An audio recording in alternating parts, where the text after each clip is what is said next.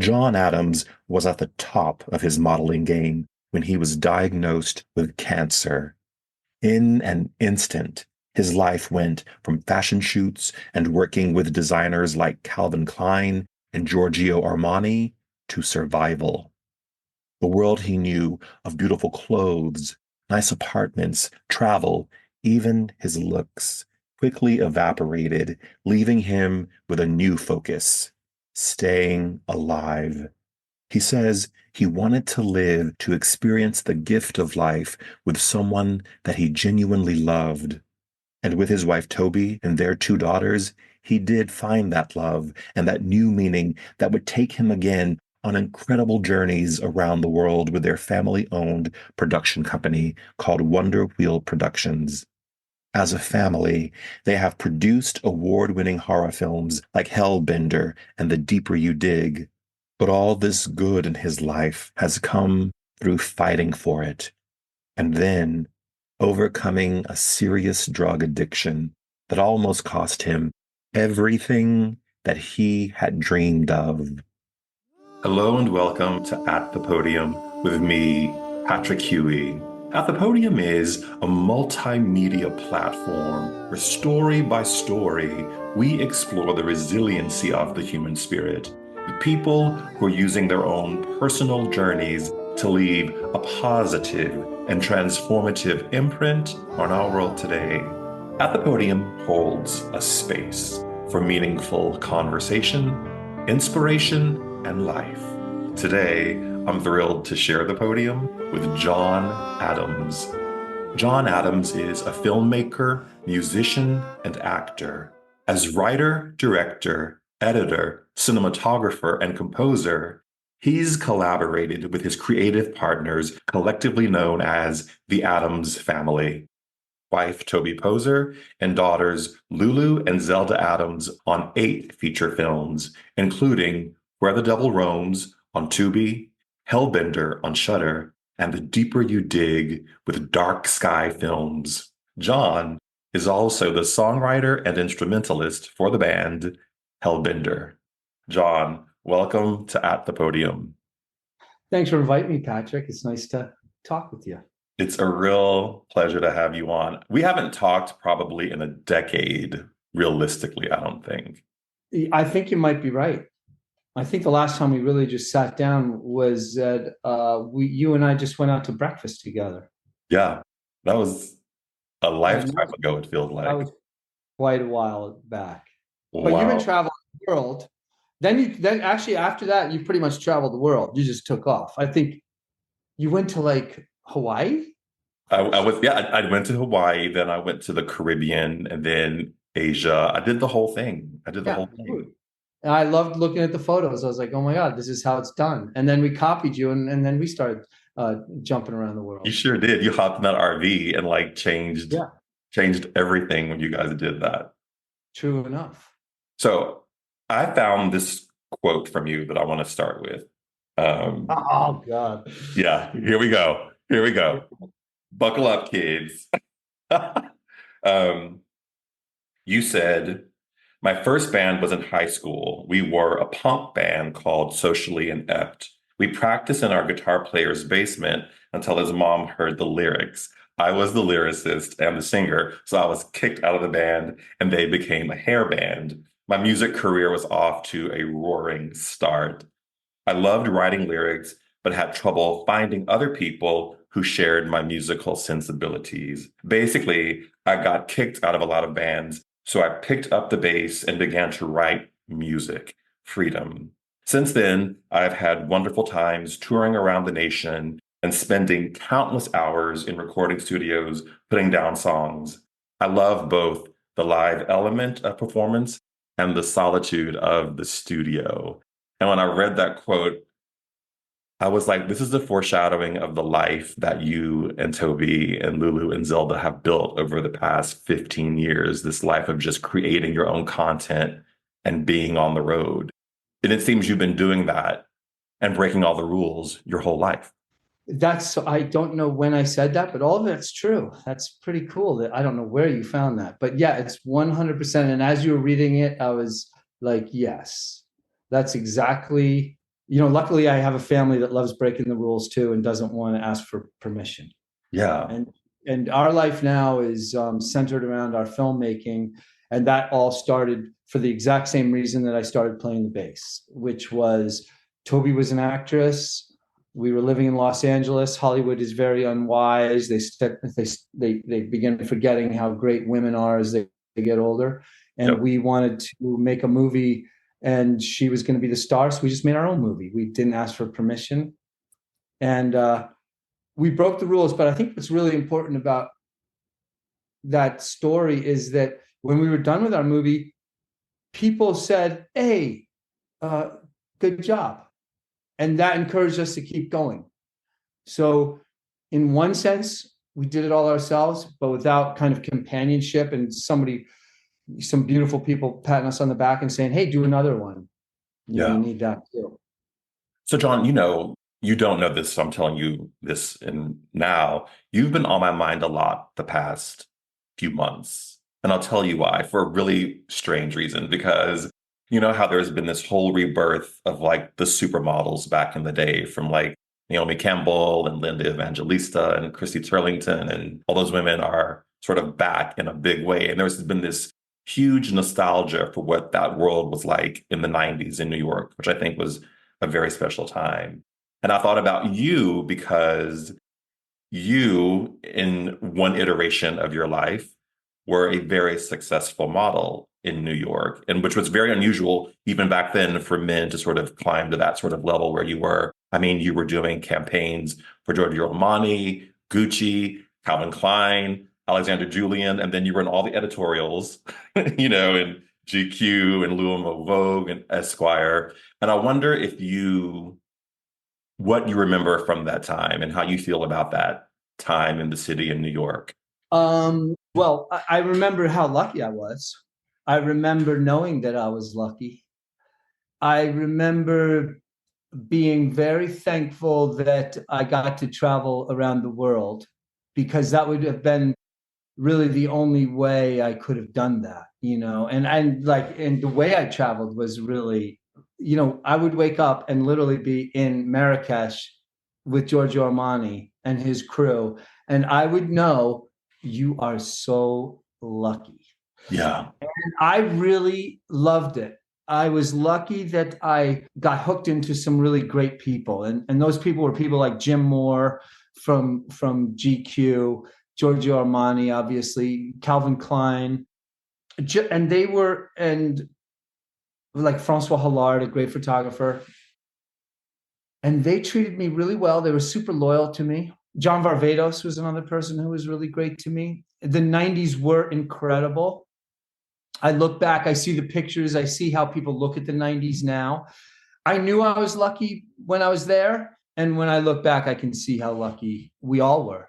It was a great time for fashion. I don't really know what the fashion world is like now, but people cared about it back then.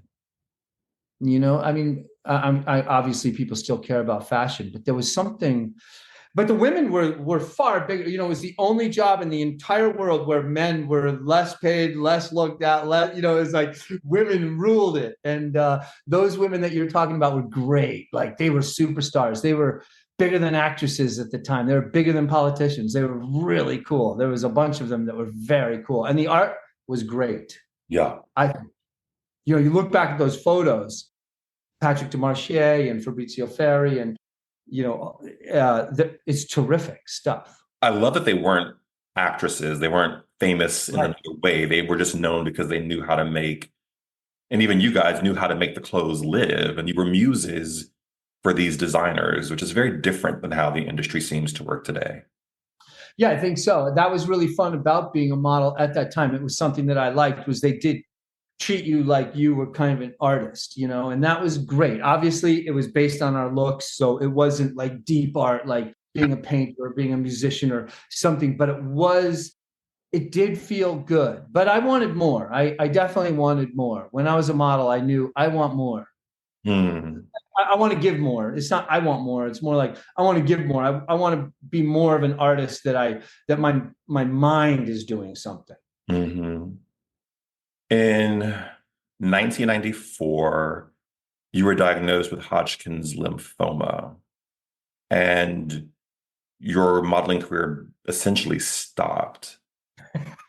Yes, it did. It essentially stopped, and you were so young. You were sort of at the height of your career as a model. And I wonder for you, do you remember the day that you got that diagnosis? Oh yeah, I'll do my best not to get emotional, but yeah. So I mean, there's so many things in that question that you're asking. It's such a complicated question, and it's a great question.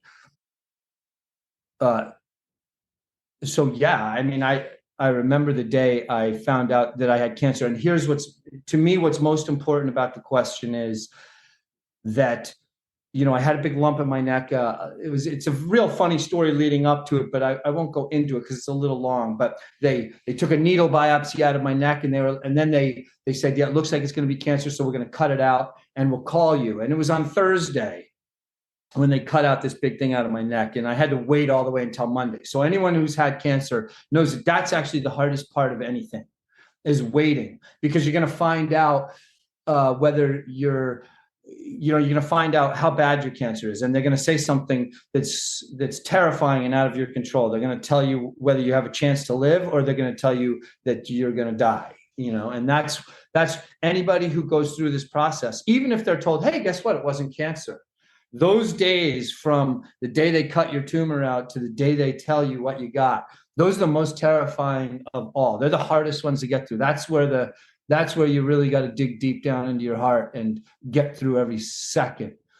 So when the doctor called, he said, I was waiting. I had waited the whole weekend, and the doctor called. I picked up the phone. He said, hey, it's Dr. Gabriel, and John, is anybody with you? And I was like, all right. And I was speechless, because I knew that if he was asking me that, I was in some big trouble. Yeah. And I couldn't speak for a second. He was like, John, are you there? And finally, I squeaked out a yes. And then he told me the deal. And what I remember about it was that actually a weight was lifted off my shoulders. And I was like, all right, this is the meaning of my life. And I'm going to live. And that was that. And so I had the meaning of life. Like Toby and I were just talking about this today, because we were talking about, I have friends who are getting cancer now, 30 something years later. Right. And I was 25, and it was such a mind bender, but it was great because I got my meaning of life. And a lot of people search and maybe never find the meaning of life, but I found the meaning of life when I was 25. And ever since then, every single minute has been incredibly important. And that mostly turned into being like how I want to be a lover to my wife, and how I want to be a father to my kids. And like people say things like, oh, I wish I could go back because I missed some of my kids' childhood. And I'm like, I didn't miss anything. Now they're both in college, and I didn't miss a second. And cancer, I thank cancer for that. What was that like, if you can talk about it, to sort of really face your mortality? Because you said from there you found the meaning of your life, which was manifested with your family. And then did you have any kind of faith practice or spiritual paradigm to fall back on to sort of help you through the information and then the 10 months of chemo that followed after that? Nope, I didn't. I actually went to school. I was a religion major in school, but by the time I was 25, I just was someone who was thankful to be alive, but I didn't have any religious structure. And but I still have a deep thanks for being alive. And so it's a great question. And that part was very hard, because I didn't want to die, and I really wanted to live. And I really wanted like love. I didn't have love at that time. And that meant a family and somebody I loved. And I was worried that I would die without that. But that was one of the reasons that I fought. Mm-hmm. So it's very mundane, what I use, it's not, it was a nasty, mean fight.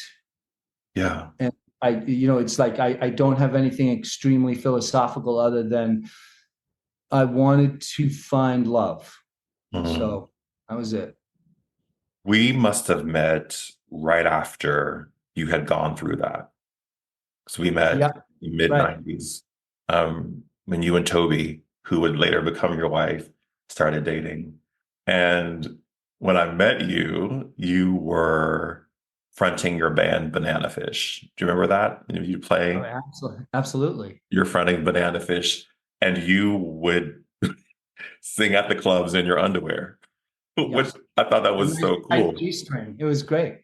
The nice thing about coming out on a G-string was it just completely disarmed everybody. They thought, oh my God, what the hell is happening here? And You, somebody in your G-string, you're pretty harmless. You know what I mean? So it's very disarming and wonderful. Everyone's suddenly relaxed or extremely nervous. they're like, what's happening? What's happening here? This is wrong. But I wonder, why didn't you go back to modeling after that? After that period, your life shifted, obviously. But why didn't you go back to the modeling thing? I think so what happened was I was on top of my game. Like we were saying before, I was working with Armani. I was just about to shoot a campaign with Kate Moss for Calvin Klein when I found out I had cancer, and I didn't have insurance. And so I had to go to a clinic. I had to go broke. Mm, So I didn't, so when I was done after a year of chemo and radiation, I didn't have any money. I'd also lost, I was already a thin dude and I had lost 20 or 30 pounds. And I really had learned like I said, the meaning of my life. And it was definitely not, I want to be a model, or I want to look fabulous, or I want to have a nice suit, or I want to have nice rugs, or I want to live in a nice apartment. That was not what I wanted anymore. mm, And because all that stuff was taken from me, and I saw how useless it was. And I also saw how, and I understand this, I don't feel any anger or anything about it, but I saw how quickly the world that I was a fixture in evaporated. So I saw what was important, and the only thing that was important. This sounds cheesy, but it's really not. Was like I just want to kind of have genuine love. I want to share like the gift of life with somebody, so that we can both recognize that we're in the gift of life. mm-hmm. And so modeling, I did a couple modeling jobs afterwards. Actually, John Varvatos gave me a job, even though I was, banged up from cancer. He was very nice. He was somebody who, in spite of the bad image of having cancer and people knew about it, he gave me a job anyway, paid me. I lived off that money for a little while. But I wanted something more. I wanted to be creative. That's really the answer. I think it was just too hollow. There was nothing to go back to. Banana Fish is interesting because that was that was almost a decade where you were really in Banana Fish, making music for Banana Fish. And I wonder if you look back at the first quote that I read, you've been making music your whole life. And even now, music, I've seen the videos of you and Zelda and Toby making music together. And I wonder, what is it about music and being in a band and that sort of creative gesture what is so important to you about that? What is it giving you? That's a great question. Well, I think it's also important to point out, like, my music career never went to the place that I wanted it to. And Hmm. what's great about where I am now, like, I was never like, I wanted to be more successful, but I wasn't. And now looking back, like, I really fought hard. I really gave a lot for it. And I really loved it. I loved the whole process.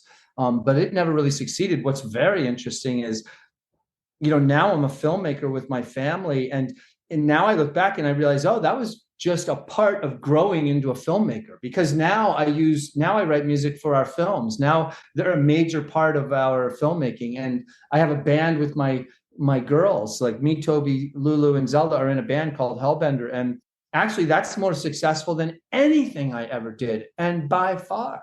And so life's a process, and I'm glad I stuck with the process. And Toby was there to support me in the process. Like when I was like, I don't know, like I'm just sleeping on floors and dirty couches and getting paid $100, and but it cost me 125. Yeah. And she was like, yeah, but this is what you love. And like life's a process, and it was something I really wanted to do. I love music. I just never hit my mark until actually the last couple of years. And you never know when that's going to come, but it came. And that's what's fun about music now, is I'm sharing it, like exactly where we started this conversation, with people I love, Yeah.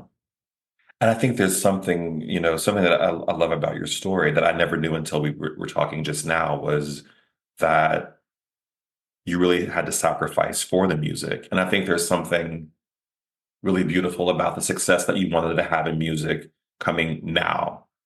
And for so many people, I think they're finding that thing that warms the love that you're talking about is coming later for people, as they sort of put down the things that they thought, big jobs, corner office, the car, and really sort of zero in on the thing that you're sort of willing to lose $25 on to do. Yeah. You met, and her name has come up like 1,000 times because she's your wife and she's one of my dearest friends. You met Toby in 1996, about that time, I think. Yeah, that's correct. 1996. 1996. The years blur, man. I'm like, what year was that when they met? Like it's, whew, they don't tell you that part. Yeah. But you guys met in 1996, and I'm curious, and I've never asked you this question, but I'm curious, what was it for you about Toby that turned your head for her? I mean, besides the fact that she's beautiful and she's super talented and she's stunning and all of that, what was it about her that you knew, okay, this is the person that I'm going to share the love with? Yeah, well, I mean, the first time I saw her, she walked in a rock and roll club, and I was walking up the steps, and I turned around and I saw her, and it was the all-encompassing everything from, oh my God, that's the sexiest woman I've ever seen, to also, oh my God, that's the most soulful woman I've ever seen. So the whole thing there shined like a forest fire coming up the steps. I don't know why that was, but it was. But no, eventually I realized very quickly, because I asked her we went on a date, and she was going to meet me at a club down in the East Village. And I was waiting for her on one side of the street, and I didn't see her anywhere. And then suddenly I heard, "Hey, John." And I remember just the way I heard that, like the way my name sounded coming out of someone's mouth. I knew, like, oh, I want to hear that the rest of my life. And I turned around, and there she was, and she went like this, like a 1920s like dancer.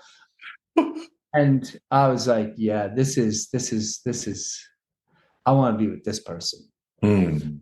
But she's just genuine, and I'm very lucky. If anybody knows Toby, they would like. She's just an insanely genuine person. She's also super loyal, and she's gotten me through like hard and dark times in a very genuine way. It's hard to get people through dark times without doing damage to either the person helping or the person hurting. And so, I mean, I'm just super lucky, and we'll just ride this out until darkness. Yeah, I remember your first dates because she would come back to her place in the village and tell me about them. Oh, they're all right. Yeah. I remember meeting you in those days too. She just had a couple friends, and I was very nervous whenever I met the friends because I knew that they would give their opinion. I think I was kind of like this in the beginning. I was like, I'm sure you were. I mean, I'm not the easiest person to be like, yeah, he's going to be great. I would also be like, I don't know. There's a lot of questions about this character. No, but I mean, and when you have friendships like that, and I feel like that's what your 20s are about, are those kinds of friendships with people where you really start to build relationships outside of maybe your family unit that may have been primary relationships for you. It was amazing to sort of watch the transition that she went through when she met you versus the other people she had been talking to and dating prior to you. And that's when I was like, oh, this guy is serious for her. And the transformation that I'm witnessing in my friend as she dates this guy. And as skeptical as I might have been, I was like, this guy is serious business. If Toby is like shifting dramatically for him, not in some weird, like she lost herself. That's not what I'm saying at all. But there is that shift that happens when the person shows up that's going to change your life. Yeah, I could see that shift. I think I think what might have interested Toby, what the reason she might have been interested in me was I was a 26-year-old person, or 27 years old when I met her, and I had just been through cancer. I was not. I was pretty experienced in some pretty heady stuff. I think that interested her. Hmm. Like, she was around the East Village scene. Nobody was worried about that stuff. They were worried about drinking and partying and playing gigs and acting and fun stuff like that and staying up for 3 days straight and things like that. And that stuff had kind of, like, even though I was in a band and stuff, there was a big part of me where that had all dropped away. Yeah. And I think she, I remember being able to talk to her. She was one of the people that I was able to talk to about things. A lot of people wouldn't have wanted to talk about that kind of stuff. No, you have no reference point for that when you're in your mid 20s. It's not even 100%. And it would have been scary. Like when she found out, like we thought that, I had done a lot of chemo and a lot of radiation. And there was the idea, I had been told that I was never going to be able to have kids. And and I was also told things like, my longevity, things that aren't fun things. But they were things that I kind of needed to tell anybody that I possibly was going to be with. Hey, before we get too crazy, I do need to tell you a couple things that I should tell you. Hmm. And she took that stuff really well. It's that soulful part of her that you Right. noticed, is that Toby was one of the few friends, is still one of the few friends, and we don't see each other often anymore because you're in Beaverkill, I'm in LA, so it's like a thing. But she was one of those people who was always there was no judgment and there was never any lip service around that. That was like the truth. And she was like able to we went through some pretty hairy times and she was by my side. And I was by her side. And I think that's who she is. So it makes sense that, with what you came to the table with, that she was able to make space for that and not be afraid of that. No, not be afraid, and also kind of embrace it and kind of be like, all right, well, cool. Let's do this. Let's do it. Let's do it. Yeah. Okay, so I remember your wedding day. Yeah. Turns out that I wasn't sterile. You were not sterile because Toby was quite pregnant. Yeah, exactly. We had a big party with a big pregnant, beautiful Toby, and we celebrated it. And it was the luckiest day, and it was a great day. It was a great day. And I remember she came in on the fire truck, right? Or it was like a red fire truck. Her dad had the shotgun. Yeah. But pointing at everybody. We're all like, Doc. But the part that I love about the story that I did not remember until I was thinking about this conversation that we were going to have today, and it goes back to we got to talk about your bio because I got the Reader's Digest Cliff's Notes version of your bio because there's so much more going on. But I had forgotten that you and Toby left the city and that you built the house you guys were living in. Yeah. Yeah. She designed it and I built it. It was great. I mean, John, come on, man. Yeah, that was crazy. It was so fun. It was so neat. I mean, what a story. But we're lucky that where we lived because at that time permits were very easy to get. Like you couldn't do that anymore because the permit process and the regulations and everything are crazy. But at that time they were kind of like, oh, you want to build a house? Okay, send us a drawing. Here it is. We handed in a drawing on graph paper and they're like, great. They stamped it. When the inspector came, we were putting on the roof And we saw a red car come and turn around in our driveway and leave. And, I was waiting for the inspection. And finally I called the guy. I'm like, you said you were going to come and you never came. And he's like, no, I was the red car. It looks great. I'll send your, certificate of occupancy in the mail.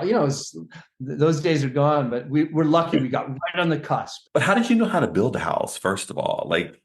Oh, because if you're an artist, you have to have a skill. I've been building things since I was very young, because in college, I was a carpenter. After college, I was a carpenter because I, wanted to be a musician. I needed to work, because a lot of the time you don't have any money when you're a musician. So I've been a carpenter. That's how I paid for college, being a carpenter. And so I've been doing that. So, and we alluded to this previously, but the special guest star of your wedding was your daughter, Lulu. Yes, she was. She was a special guest star. And then a few years later, Zelda shows up on the scene. And I'm wondering how fatherhood shifted you, and what have you found to be the most surprising part of it all, the fatherhood piece? Well, real quickly, and this is a little complicated, and people might not quite understand this, but because of my experience having cancer, a bunch of emotional and psychological things had happened. And I became basically a drug addict. And I had some serious drug problems, and Toby helped me through it. And my kids were the thing that ultimately made me say, because I had lost myself, but I loved them, and they made me, the idea of who they were and what I owed them helped me quit. So I've been sober as long as Zelda's been alive. And so, the fast answer, the immediate answer to your question is, that's one really important thing that helped, because they have just given me, I love being raised by women. And I look at it like that. I remember they've raised me, and they show me the life that I like looking at. And they're terrific. Each of them comes with so much power and kind of so much knowledge. And they've just given me complete presence. That's, that I've been present for their lives, and they've been present for my life. And in fact, now that they're both gone, I'm having to re-find myself, because they gave me such an anchor in presence. And that means things like taking them to school, if they're hurt in any way, talking to them, trying to help them through issues, sports, filmmaking, music, all these things. We were all present. And now they're both gone, and I'm trying to relearn my presence. How did you overcome your addiction? Was it through sheer will, or did you do the steps? No, I went to, so that's a funny story. I mean, I really, real quick, for anybody else who has a drug addiction, I was having trouble emotionally overcoming some issues. And I think some of those issues were when I was in the clinic, the cancer clinic that I was in a room with a lot of people doing chemo. We all did chemo together. We all knew each other. We all talked to each other. We all knew what kind of cancers we had. They were my age. They were older. They were men, women, all races, everything, all of us sitting in a room together, because none of us had insurance. So we sat in a room, we shot chemo together. And I think it was very hard for me, because a lot of them died, and I felt it was difficult. And I think drugs were a way, not wisely, but they eventually were just a way for me to keep down things that I was having a hard time processing. So Toby was there for me. She was very wise in the way she dealt with me. I think she knew it wasn't like my drug problems weren't like mean. They were a problem. And so she talked to me a lot, and I tried to quit a bunch of times, but basically, if you're a drug addict, when the way you quit is you quit in front of people and then you sneak. And so that's what I was doing. I was quitting in front of Toby and then sneaking all my problems until eventually I couldn't, I was just, it got so crazy that I came home one day after being out all night, and I tried to get the key in the door, and I made a lot of noise, and she opened the door and the two kids were there, and she said, what are you doing? And I said, I'm a complete drug addict, and I just can't do this, and I need you to, I don't know, I just need you to do anything. And she's like, good.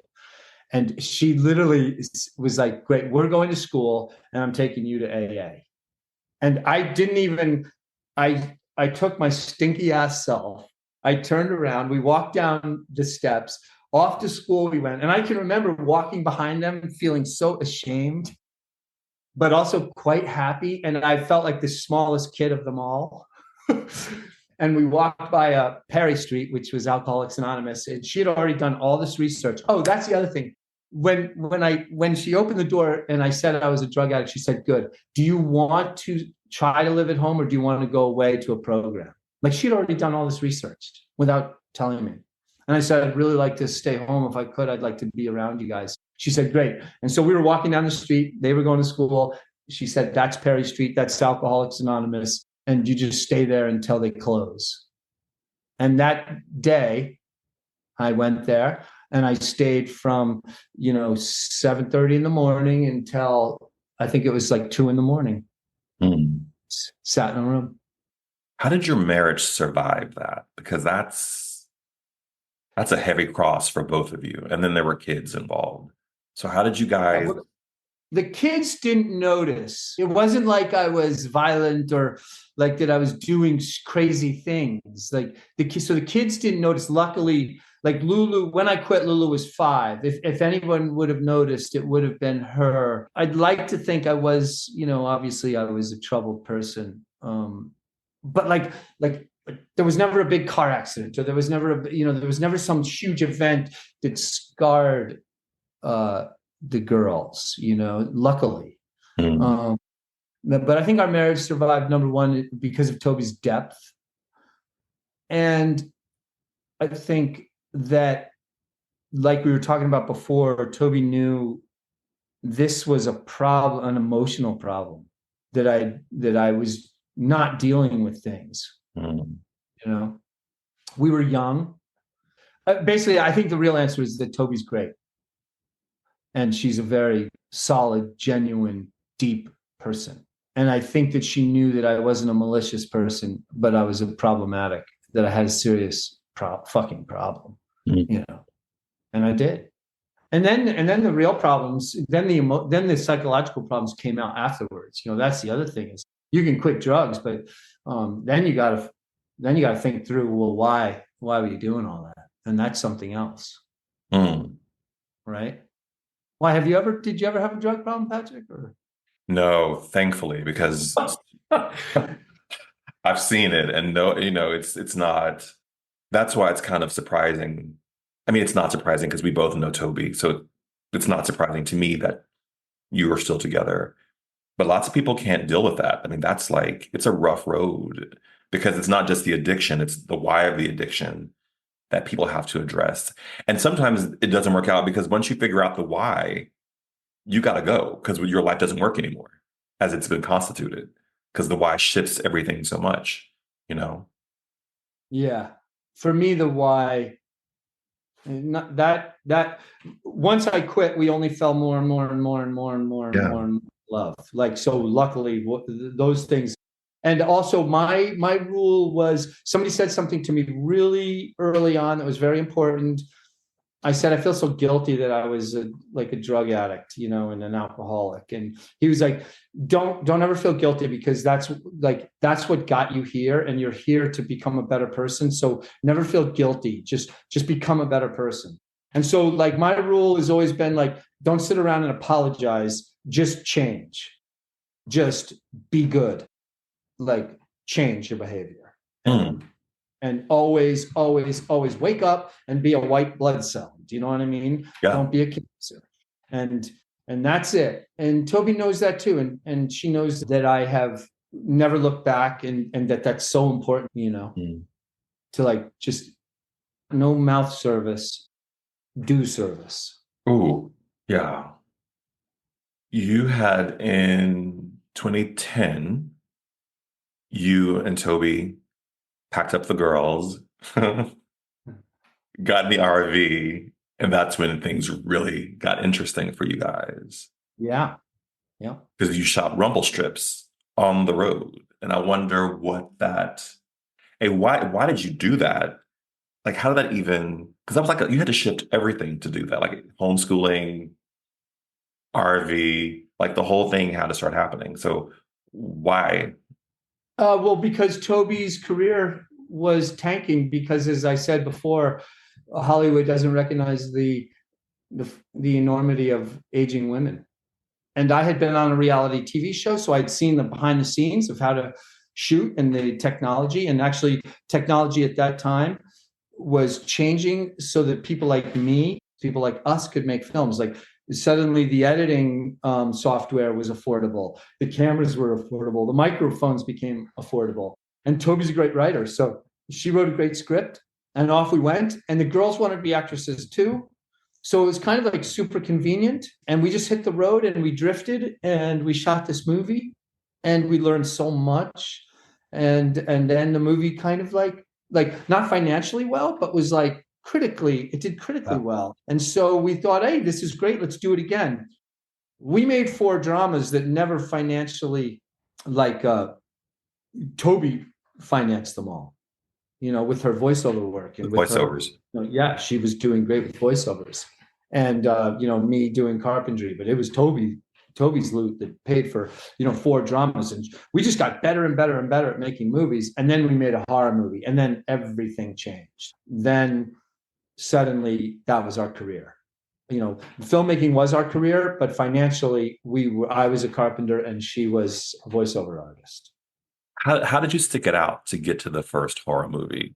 Because even if you have the funding to shoot it and to live, that is not easy. That is in no way easy to do.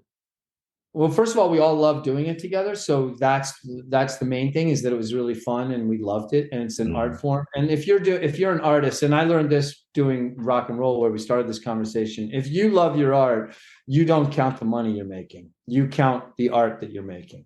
And that's what we did. We counted the art we were making. We were really happy with our movies. We felt like we were improving nonstop.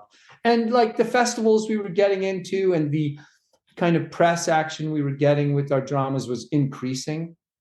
So we knew we felt good.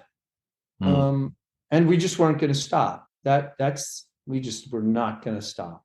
Could you have seen, did you see where it is now, where it is now, where it's evolving to? Did you see it then, or was it more unfolding as you went along? That's a really great question for me, I don't know what the girls' answers would be. I didn't see where it was going to go. I just saw that I loved doing it. And I loved Toby's acting. I loved Zelda's acting. I loved Lulu's acting. And mostly I loved being out in the woods with them or shooting scenes with them. So I knew that I loved this. That's really what it is I knew that I loved it and it wasn't going to stop. And they had the same vibe too. None of us talked about we need to make money. We need to do this. We mostly talked about how do we make a better movie? And actually, when we broke, the first movie that broke was just an experiment. It was for fun. We made a horror movie for fun. And actually, Toby was writing a script, so she wasn't really so involved in it. It was just me, Lulu, and Zelda. And we made this 60-minute horror movie for fun. And it was and we put it on Amazon Prime, and we made our money back in like 2 weeks. And we were like, wait, what the hell is going on here? And so that was the first time really that we started having the money conversation, to be honest. John, I said earlier that we were going to talk about your bio because I got the Reader's Digest version of it. So behind you is a painting. Yeah. That you painted. Yes. So now we have model, filmmaker, painter. So when did the painting You're a prolific painter, by the way. It's Oh, not just that thanks. one. And I love your paint because you paint cars, so I love cars, and I love your perspective and the colors that you use when you paint the cars. So, how did painting show up? I had painted my whole life. I had always done art, but quietly. Uh, And when we lived in Topanga, I thought, oh, I'll try painting. And so actually that was so fun. While Toby was doing voiceovers, it was nice because I got to work on my art and live at home with the girls and take them to soccer and take them to school and stuff like that. I got to be a stay-at-home dad and I got to paint all day. And so I really got into painting. And actually that worked out. It wouldn't have paid for everything, but it worked out. And it was, again, it's more about, like, I really enjoyed it. I really found, like, again, my presence. I mm. loved painting. But now it's funny because I painted. I never stopped, and hundreds of paintings. And but once the movies really kicked in, I haven't painted. But now I've taken my visual love. And again, it's like talking about music and talking about painting and talking about modeling. All those things have combined, and unbeknownst to me, it wasn't a plan, but they've all combined to make me a filmmaker. Mm. I mean, because think about it, that's just a frame of a film. It's a perspective of a film shot. The music is soundtrack. Modeling is acting. It's photography. All these things have just come together, and I didn't know this until suddenly we're making films. And I was like, oh my God, that's so great. I'm glad nothing I wished for came true, because what came true is better than anything I could have wished for. I love that. I love that. Yeah. When you're creating, like, what do you see? When you paint a painting, you sort of have to understand where it's all going to fit on the canvas. And what is your process? Is it more It's technical or is it more intuitive? Like, how are you approaching the work? always everything I've ever done is only trying to help things unfold in front of me. Like, it's Mm. definitely, I don't plan things. I'm like, musically, I'm not like a classic musician that's like writes a score or something like that. I sit there, I fool around, and sometimes just only junk comes out of my brain, and that's okay, including painting or filmmaking. I like to watch things unfold and see how they want to unfold, because that's really enjoyable, and it's kind of a dance with creativity that's much more me. Like, I was never Mm. good in school. I was never good at technical things. Like, even when I build houses and stuff like that, I don't go from designs. I go from, like, looks. So that's, I think, the answer is I love to help things unfold. Are you ambitious? Wow, that is such a strange and great question. Um, I think I just want a nice relationship with my family. I don't know if I'm ambitious, but I work really, really, really hard. Every day I get up and I work, but it's not because I don't know if it's because I'm ambitious. I think it's because I love being present. And work to me, like, I say I work really hard, but more I have fun really hard. Like, this was not work. Painting this painting was not work. It was fun. Making all of our movies was not work. They were all fun. Yeah. I don't think I'm ambitious. I think that I love being involved in being alive. Mm. When you look at Lulu and Zelda, so Lulu's getting her master's in Scotland, Zelda's studying. Is she still studying film or has she shifted up? Zelda? Uh-huh. Zelda's now doing art history because Columbia doesn't have a film department. She's an art history major, and Lulu's a psychology major. What do you think when you look at these two creatures who are just like stunningly beautiful, amazing human beings on top of that? So Yeah. when you look at them, how does that make you feel? Because they're half you and you were so involved with them. I'm just super grateful that they're happy. Like, Toby and I always talk about, like, what's most important to us is that they're happy. They're whole people that are happy, and it's like, that's what I see. I see Lulu over there in Scotland going on hikes, the rain coming down, having boyfriends or girlfriends or whatever. But it's always like she's involved, and she's like even if there's hard times, she's trying to find her way through the positive. Like she's trying to find her way through anything positively. Same with Zelda, like just listening to Zelda talk about her day or her classes or things like that. I'm just glad that they're like super involved in a positive way and that they're happy, strong women.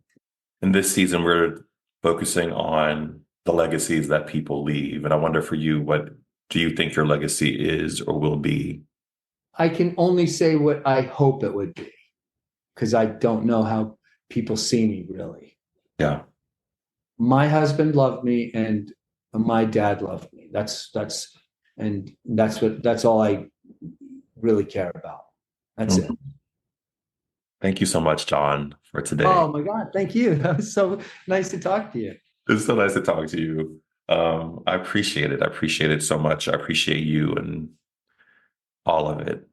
Yeah, I love you a lot, Patrick. I've known you for a long time. A long time. You were one of the first people I met when I met Toby, and you are a powerful figure.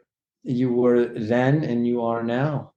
And it's a great, powerful figure. And I love watching your life. Like I watched you go to Yale. You know, I know you met her in Oklahoma. I watched you. I think you worked when I first met you. I think you worked in like a nice restaurant. I remember, or no, a hotel. Like we went and visited you in some hotel, and you look all dressed up and fancy. I was like, look at this fucking guy. Excuse my French. It's fine. It was great. Like, and I remember being like a little intimidated because your suit looked so great, and you looked so regal, and you were so well, like you were just like a force. And then suddenly you were like, oh, I'm going to Yale, and you were an actor. And then suddenly Toby's like, now he runs like these amazing spas. And I started to look at the pictures and I was a little envious. I was like, oh my, I want that job. Like, how did he get that? Maybe he could hire me. But you never would have hired me. I would have been terrible. I would have been yes. I would have been fired so fast. You would have been like, John, I love Toby. I don't know whether I love you, but you are fired. I love you very much, John. You have no idea. That's great. The way you've showed up for Toby and the beautiful people you've raised and how good you've always been to her and to the people in her life. Much deep love for you and your story and your journey. Well, I feel the same way. Very much. To those of you who are watching or listening, remember, we all have a voice. We all leave a legacy. Live your life wisely. Bye, everyone. Thank you, John. Peace.